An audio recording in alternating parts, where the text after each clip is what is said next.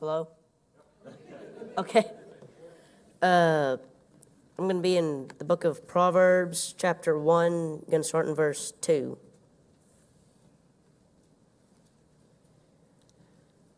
To know wisdom and instruction, to perceive the words of understanding, to receive the instruction of wisdom, justice, and judgment, and equity, to give subtlety to simple, and the young man knowledge and discretion.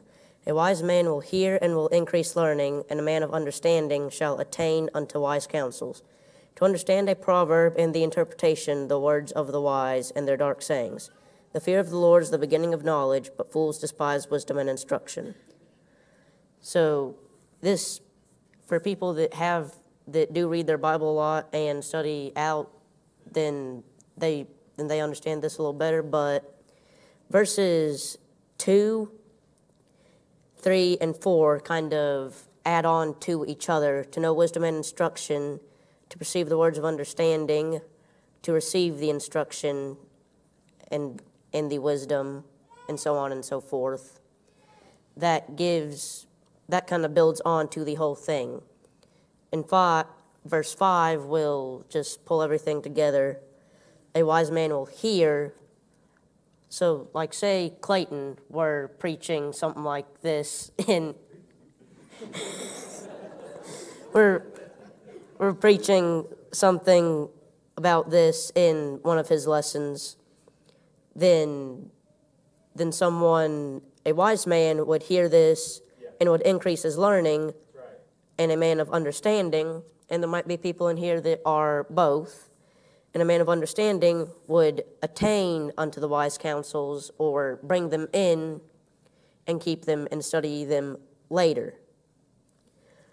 And in verse 6, the understanding of a proverb or a wise saying and the interpretation of the words of the wise and their dark sayings, that is saying they will take in what the Lord is saying or other wise sayings, and they will try and study it out and understand it.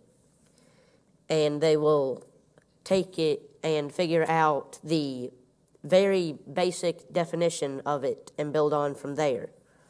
And then 7, the fear of people might wonder where some of this comes from, but in verse 7, the fear of the Lord is the beginning of knowledge.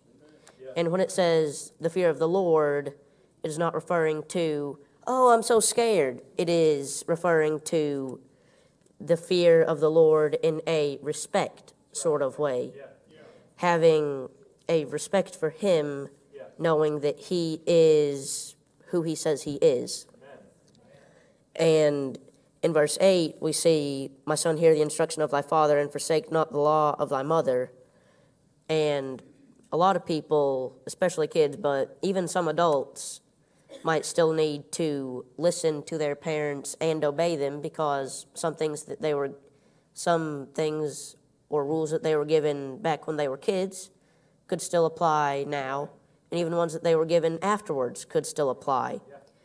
But in verse 9, we are told why on earth we should do that, because I know a lot of people would like to go off and do their own thing.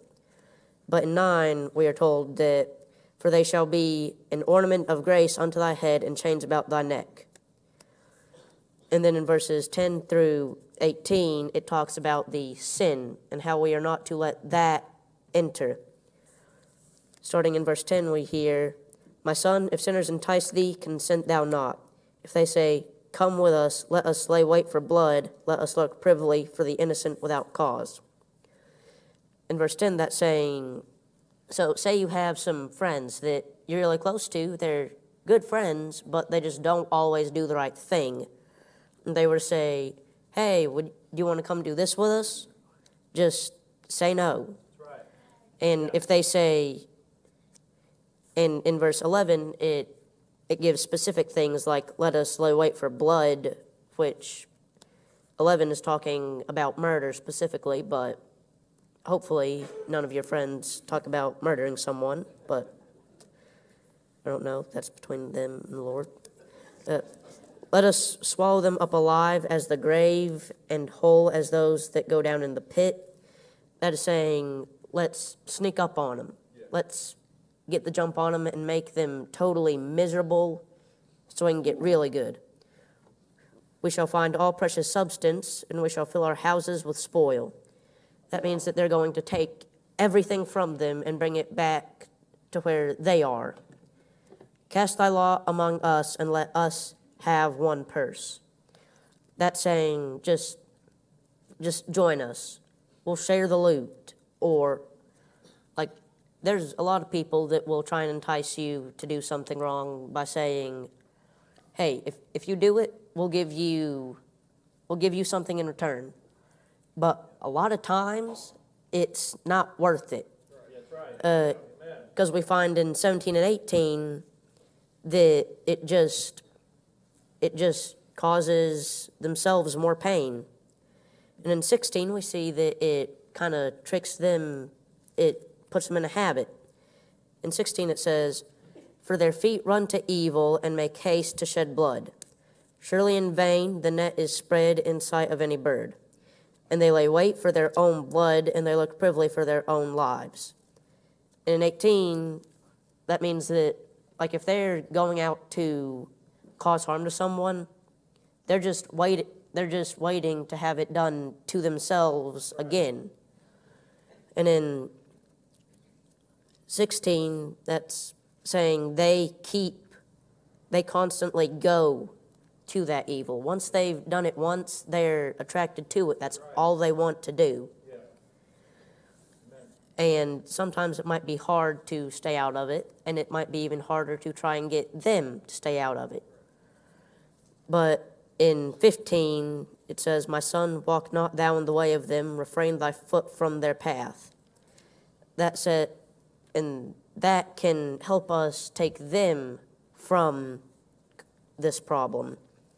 Because if they see their friend, might be their closest friend or just another friend, if they see them walking in the way of right and not doing those bad things and see that their life is good, or maybe not the greatest, but there's something different and they're always happy, then they might refrain their foot from that path and say, this might be better than what I'm doing now. Yeah, that's right. And that's all I've got.